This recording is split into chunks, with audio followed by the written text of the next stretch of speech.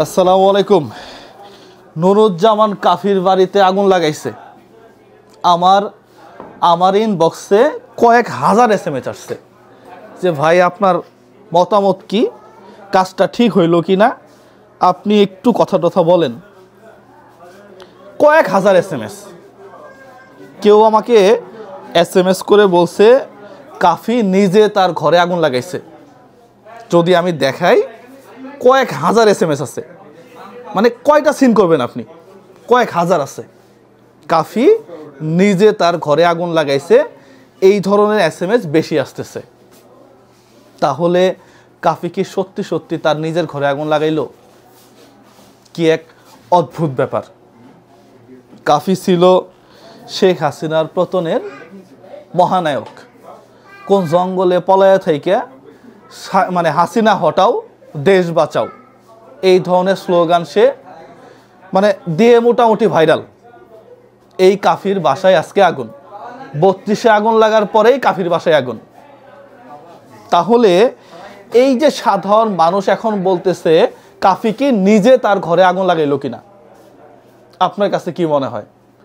দেখেন, আমি যদি স্পষ্টভাবে একটা কথা বলি, কাফিকে একটা সময়ে ব্যক্তিগতভাবে আমারও ভালো লাগতো, কিন্তু লাস্ট 3 মাসের ওর যে ভিডিও, ওর যে আচরণ, ওর যে চলাফেরা বিরক্ত করে ফেলছে। মানে আমি এজ এ মানুষ বিরক্ত টোটালি এই কাফির আচরণে। এই মেয়েরে নিয়ে ধরে, হ্যাঁ, এই মেয়েরে নিয়ে হাঁক করে, হ্যাঁ, চাপে ধরে থাকে। মানে একটা অদ্ভুত একটা ব্যাপার। দেখেন, কাফির বাসায় আগুন কে লাগাইছে এটা তদন্তের মাধ্যমে বের হবে, কিন্তু মানুষের চোখে ও এমন একটা ক্যারেক্টারে মানে রূপ নিচ্ছে নিজেকে, বা রূপ দিছে, মানুষ এখন ওকে সন্দেহ করে। দেখেন, কাফি না, কারো ঘরে আগুন এটা আমরা পছন্দ করি না, সেটা হোক আমার ঘরে, হোক অন্য কারো ঘরে। আমি অনেক আগেই বলছিলাম যে মাশরাফির ঘরে আগুন কেন? হ্যাঁ, হতে পারে সে আওয়ামী লীগ করে, এই জন্য কি আপনি তার ঘরে আগুন দিবেন? হ্যাঁ, হতে পারে সে বিএনপি করে, আপনি তার ঘরে আগুন দিতে পারেন? এটা আমরা কখনোই সাপোর্ট করি না। বাট এই কাফির এই জায়গাটা টোটালি চেঞ্জ হয়ে গেছে। সাধারণ মানুষ এখন আর ইমোশনালি এই বিষয়গুলোকে দেখে না।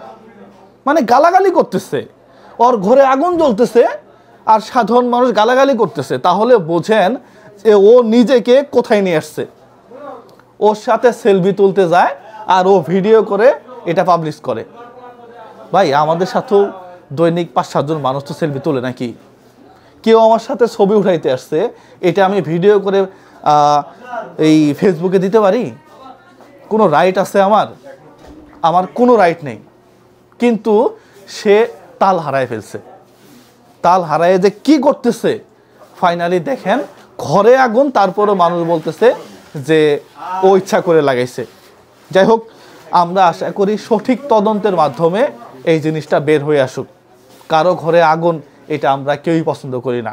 পাশাপাশি আমাকে কয়জন মানুষ চিনলো এটা আমার গৌরবের বিষয় না। আমাকে কয়জন মানুষ কিভাবে চিনলো এটা হচ্ছে মুখ্য বিষয়। সবাই ভালো থাকবেন, সুস্থ থাকবেন, এর একটা সুষ্ঠু তদন্ত আমরা আশা করি। আসসালামু আলাইকুম ওয়া রাহমাতুল্লাহ।